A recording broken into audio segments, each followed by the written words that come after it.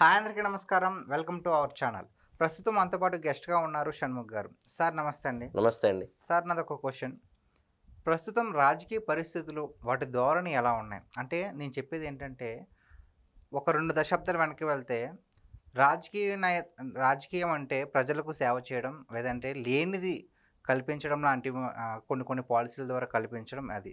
కానీ ప్రస్తుతం చూసుకుంటుంటే చాలా వరకు మారిపోయినాయి. సో, ప్రెజెంట్ రాజకీయ పరిస్థితులు ఎలా ఉన్నాయి? ఫర్ ఎగ్జాంపుల్ ఒకటి చూసుకుంటే చేబ్రోలు కిరణ్ అనే వ్యక్తి కొన్ని అనుచిత వ్యాఖ్యలు చేయడం వల్ల అరెస్ట్ అవ్వడం కూడా జరిగింది. సొంత కార్యకర్త అయినా సరే వెంటనే స్పందించారు. సో, ఇప్పటి నుంచి ఎలా ఉండబోతుందంటారు? మంచి ప్రశ్న వేశారండి. హ్మ్. ముందుగా మీరు ఒక ప్రశ్నలో ఒక మాట అన్నారు. ఆ! 2 దశాబ్దాల కిందట, 1 దశాబ్దం కిందట, లేకపోతే 3 దశాబ్దాల కిందట. హ్మ్. ఆ రోజుల్లో ఉన్నటువంటి రాజకీయ నాయకులు గాని, ఆ రోజుల్లో ఉన్నటువంటి రాజకీయ నాయకుల యొక్క అభిమానులు గాని ఎలా హ్మ్. ఉండేవారంటే, ఇది మంచిది అంటే ఇది మంచి అని చెప్పేవాళ్ళు. ఇది హ్మ్. చెడు అంటే చెడు అని చెప్పి ఖండించేవాళ్ళే గానీ, ఎక్కడ దుర్భాషలాడడం కానీ, అవును. ఏ విధమైనటువంటి హత్యలకు అంటే ఏకంగా కొట్టాడుకొని చంపేసుకునేంత వరకు పోవడం గానీ, లేకపోతే వ్యక్తిగత దూషణలు, మహిళల గురించి మాట్లాడడం గానీ గత కాలంలో లేవు. హ్మ్. మరి మీరు అనడం ఏందంటే చేబ్రోలు కిరణ్ విషయంలో హ్మ్. కూటమి ప్రభుత్వం ఏ విధంగా స్పందించింది? అతి ముఖ్యంగా తెలుగుదేశం పార్టీ కార్యకర్త కాబట్టి, హ్మ్. తెలుగుదేశం పార్టీ జాతీయ అధ్యక్షుడైనటువంటి నారా చంద్రబాబు నాయుడు గారు ఇమ్మీడియేట్‌గా 24 గంటల లోపలే సస్పెండ్ చేయడం జరిగింది. హ్మ్.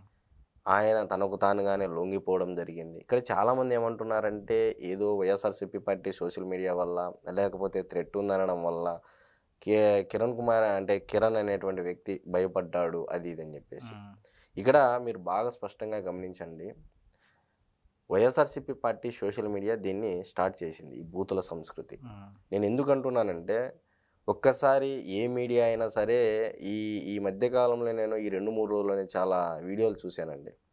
అసలు ఫస్ట్ వైఎస్ఆర్‌సీపీ పార్టీ స్టార్ట్ చేసిందా? హ్మ్. తెలుగుదేశం పార్టీ స్టార్ట్ చేసిందా? లేకపోతే జనసేన పార్టీ స్టార్ట్ చేసిందా? హ్మ్. బీజేపీ పార్టీ స్టార్ట్ చేసిందా? ముఖ్యమైనటువంటి పార్టీలు. హ్మ్. మరి ఏ పార్టీ బూతుల సంస్కృతి స్టార్ట్ చేసింది? ఫస్ట్ ఆ వీడియో ప్లే చేసేయాల. ఎవరు? వైఎస్ఆర్‌సీపీ పార్టీలో ఉన్నటువంటి అధినేత అయినటువంటి జగన్మోహన్ రెడ్డి గారి నుంచి మొదలుపెడితే కింది స్థాయి కార్యకర్త వరకు ఎవరెవరైతే బూతులు తిట్టారో హ్మ్. చంద్రబాబు నాయుడు గారిని ఉద్దేశించి, భువనేశ్వరి మేడం గారిని ఉద్దేశించి, నారా లోకేష్ గారు, బ్రహ్మణి గారు, దేవాంశను మొత్తం కుటుంబాన్ని మొత్తం ఎవరైతే అది ప్లే చేసిన తర్వాత, దాని తర్వాత చేబ్రోలు కిరణ్ కుమార్ అనేటువంటి వ్యక్తి ఏదైతే మాటలు అనుచిత వ్యాఖ్యలు చేశాడో అది ప్లే చేయండి. హ్మ్. దాని తర్వాత చేబ్రోలు కిరణ్ కుమార్ అనేటువంటి వ్యక్తి క్షమాపణ వీడియో వదిలాడు. ఎంబడే హ్మ్. 3 గంటల లోపలే నాకు తెలిసి అది హ్మ్. రావడం కూడా జరిగింది. సరే దాని తర్వాత పార్టీ ఏ విధంగా దాని మీద సీరియస్ అయ్యి, ఏ విధంగా చర్యలు తీసుకుంది యుద్ధ ప్రాతిపదికన అనేది ప్రజలందరూ గమనించారు. హ్మ్. మరి వైఎస్ఆర్‌సీపీ పార్టీ నుంచి అంతమంది మాటలు చేయడం జరిగింది. అనుచిత వ్యాఖ్యలు చేయడం జరిగింది. కనీసం జగన్మోహన్ రెడ్డి గారు సరే ఇవన్నీ పక్కన పెడితే అసెంబ్లీ సాక్షిగా అయితే జగన్మోహన్ రెడ్డి గారు అయితే నవ్వులు నవ్వారుగా. హ్మ్. ఇదే అంబటి రాంబాబు గారు చాలామంది వాళ్ళు నారా భువనేశ్వరి గారిని ఉద్దేశించి మాట్లాడుతూ ఉంటే ఎవరైనా ఖండించారా అసెంబ్లీ సాక్షిగా? కనీసం స్పీకర్ అయినా అసెంబ్లీలో ఉన్నటువంటి స్పీకర్ అయినా ఖండించాడా? ఇది రికార్డ్స్ నుంచి తొలగించాలని చెప్పేసి. అది లేదు. సరే చేబ్రోలు కిరణ్ మాట్లాడినటువంటి మాటలు 100% తప్పు. దాంట్లో నో డౌట్ అట్ ఆల్. మహిళలను ఉద్దేశించి ఎవరైనా మాట్లాడినా సరే అది ముమ్మాటికి తప్పే. హ్మ్. సరే మరి మీరన్నారు నేటి పరిస్థితులు, రాజకీయ పరిస్థితులు ఏ విధంగా ఉండనున్నాయని. హ్మ్. త్రివిక్రమ్ శ్రీనివాస్ గారు 'జనతా గ్యారేజ్' మూవీ ప్రమోషన్ కోసము ఒక వీడియోలో చెప్తాడండి. హ్మ్. కాజ్ ఆఫ్ ది వార్ అని. కాజ్ ఆఫ్ ది వార్ సత్యయుగంలో ఒక రకంగా ఉంది. జ్ఞానం కోసము. హ్మ్. త్రేతాయుగానికి వచ్చేసరికి ఎక్కడికొచ్చింది కాజ్ ఆఫ్ ది వారు? హ్మ్. రాజ్యం కోసము. ద్వాపర యుగానికి వచ్చేసి ల్యాండ్ కోసము. హ్మ్. నేడు ఏమైపోయిందంటే ఈ యుద్ధాలనేటివి రాజకీయ పార్టీల మధ్య బూతులు అని ఒక పరమావధిగా పెట్టుకొని హ్మ్. నేటి రాజకీయ పరిస్థితులు మారనున్నాయి. ఓకే. వ్యక్తిగత హననానికి, వ్యక్తిత్వ హననానికి, ఇంట్లో ఉన్నటువంటి మహిళలను ఉద్దేశించి దుర్భాషలాడడానికి హ్మ్. కాజ్ ఆఫ్ ది వార్ అనేది ఈరోజు బూతులుగా అని టైటిల్ పెట్టేసుకొని హ్మ్. మారడం జరిగింది. ఓకే. మరి నేటి రాజకీయ పరిస్థితుల్లో అసలు పార్టీల యొక్క మూలాలైనటువంటి సిద్ధాంతాలే కదా! తెలుగుదేశం పార్టీ యొక్క సిద్ధాంతం ఏంది? కూడు, గూడు, గుడ్డ. హ్మ్. ప్రతి పేదవాడికి అందాలనేది సమాజమే దేవాలయం, ప్రజలే దేవుళ్ళనే నినాదంతో తెలుగుదేశం పార్టీ ముందుకు పోతా ఉంది. హ్మ్. మరి వైఎస్ఆర్‌సీపీ పార్టీ యొక్క మూలాలేంటి? యువజన, శ్రామిక, రైతు, కాంగ్రెస్ పార్టీ. హ్మ్. యువజన, శ్రామిక, రైతు యువజనులకు సంబంధించినటువంటి ఉద్యోగాలు లేవు గత 5 ఏళ్లలో. శ్రామికులకు సంబంధించి ఎక్కడైనా ఉద్యోగాల కల్పన జరిగిందా? లేకపోతే వాళ్ళ యొక్క ఆదాయ మార్గాలు, వాళ్ళ జీతాలు పెంచే విధంగా ఎక్కడైనా జరిగిందంటే లేదు. మరి రైతులకు సంబంధించి ముఖ్యంగా మళ్ళీ రాయలసీమ ముద్దుబిడ్డ మన జగన్ అన్న అంటారు కాబట్టి మరి దాని ప్రకారం చూసుకున్నా కానీ వెలుగొండ ప్రాజెక్టు, రాయలసీమకు అతి ముఖ్యమైనటువంటి వెలుగొండ టన్నెల్ ప్రాజెక్టు ఎందుకు పూర్తి చేయలేకపోయారు? కేవలం పోస్టులకే పరిమితం అయిపోయింది. మరి ఎటు చూసినా మీరు మరి యువజన, శ్రామిక, రైతు కాంగ్రెస్ పార్టీ ఈరోజు ఏ విధంగా తయారైందండి? బూతులు, హేళనకు, వ్యక్తిత్వ ద్వాడులకు. నిజంగా అలాంటి సంస్కృతి పునరావృతం అయితే ఎటువంటి పరిస్థితులకు దారితీస్తుంది? ఎక్కడో చోట దీనికి ముగింపు పలకాలి. అవతల అధిష్టానం, వైఎస్ఆర్సీపీ పార్టీ అధిష్టానమైనటువంటి జగన్మోహన్ రెడ్డి గారు కూడా వీటి మీద ఖచ్చితంగా మాట్లాడి ఒక స్టేట్మెంట్ ఇవ్వాల్సి ఉంటుంది. ఎందుకంటే ఇది ఇవ్వనందువల్ల అది ఇండైరెక్ట్గా జగన్మోహన్ రెడ్డి గారు కూడా ఎఫెక్టే కదా. ఇప్పుడు లోకల్లో ఒక కార్యకర్త, తెలుగుదేశం పార్టీ కార్యకర్త ఎవరెవరు బూతులు మాట్లాడతారు, దానికి ప్రతిచర్యగా ఈయన ఏకంగా పోయి బూతులు మాట్లాడకుండా దాడి చేసేస్తారు. ఇప్పుడు దీన్ని ప్రెస్ మీట్ పెట్టి ఖండించకపోతే ఎవరిది తప్పంటారు?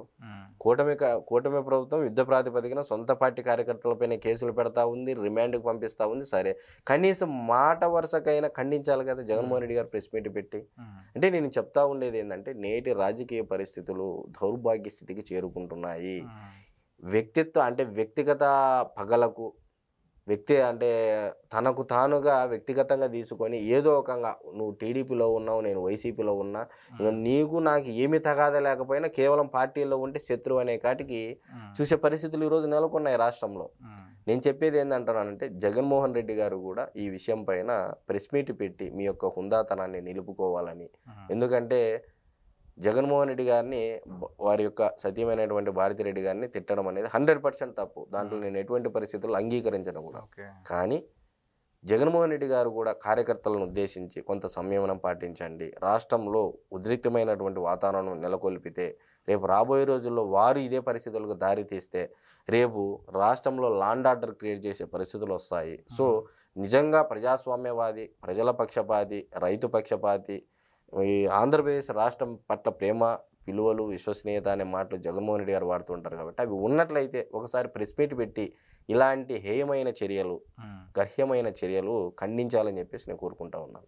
ఓకే, అంటే మనం ఇందాక మాట్లాడుకున్నట్టుగానే ఒక 2 దశాబ్దాల వెనక రాజకీయాలు చూసుకుంటే కనుక మన చిన్నప్పుడు ఎంత వాదించుకున్న అసెంబ్లీలో, ఎంత మాట్లాడుకున్నా, ఎంత అరుచుకున్నా, ఏదైనా శుభకార్యం వచ్చినా లేదంటే ఏదైనా వచ్చినా ఒకరికొకరు ప్రత్యర్థులు కూడా వెళ్ళేవారు.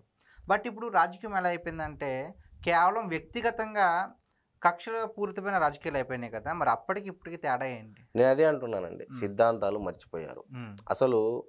అసలు మూలమేంది, మన పార్టీల యొక్క మూలం అనేది అందరూ మర్చిపోయారు. ఈ రోజుల్లో ఏంటంటే టీడీపీ వాడు ఏదో తిట్టాడు, జగన్మోహన్ రెడ్డిని ఏదో తిట్టాడు, ఇంకా దాడి చేసేయాల. లేకపోతే చంద్రబాబు నాయుడిని ఏదో తిట్టాడు, తెలుగుదేశం వాడు తిట్టాలా. ఇది ఇట్లా పరస్పర విరుద్ధమైనటువంటి చర్యలకు దారి తీస్తుందే తప్ప నిజంగా సిద్ధాంతాలు అనేటివి ఏ కార్యకర్తకైనా తెలుస్తున్నాయా? అవి మర్చిపోతున్నారు. నిజంగా అలాంటి సిద్ధాంతాలు మదిలో పెట్టుకొని ప్రజల కోసం, ప్రజల చేత, ప్రజల కొరకు ఎన్నుకోబడినటువంటి ఈ ప్రజాప్రతినిధుల చేత చట్టసభల్లోకి ఎందుకు పంపిస్తున్నారండి? పాలసీలు ప్రజలకు ఉపయోగపడే విధంగా చట్టాలు తీసుకురావాలి, అవి ప్రజలకు తద్వారా ఉపయోగకరంగా మారాలనే ఉద్దేశంతో ఈరోజు ఇంత ప్రజాస్వామ్యము, 4th estate, 3rd estate, 2nd estate, ఇన్ని 4-5 వ్యవస్థలు, కార్యనిర్వాహక వ్యవస్థ, శాసన వ్యవస్థ, శాసనమండలి వ్యవస్థ, న్యాయ వ్యవస్థ, ఇన్ని వ్యవస్థలు పెట్టుకొని ఇంత యంత్రాంగాన్ని నడుపుతూ ఉంటే ఇలాంటి వ్యక్తిగత హననానికి, వ్యక్తిత్వ చర్యలకు పాల్పడితే మరి ఎలాది? నేనేమంటున్నానంటే రాద్ధాంతాలు ఎక్కువైనాయి, సిద్ధాంతాలు మర్చిపోయారు నేటి రాజకీయ పరిస్థితులు అనేది ఖచ్చితంగా చెప్తాను. ఓకే, చూసారు కదా, ప్రజెంట్ రాజకీయం అనేది సిద్ధాంతాలను మర్చిపోయారు, రాద్ధాంత యుద్ధంగా వెళ్తున్నారు అంటున్నారు షణ్ముఖ్ గారు. మరి దీనిపై మీ అభిప్రాయం ఏంటో కామెంట్ చేయండి. నమస్తే సార్. నమస్తే.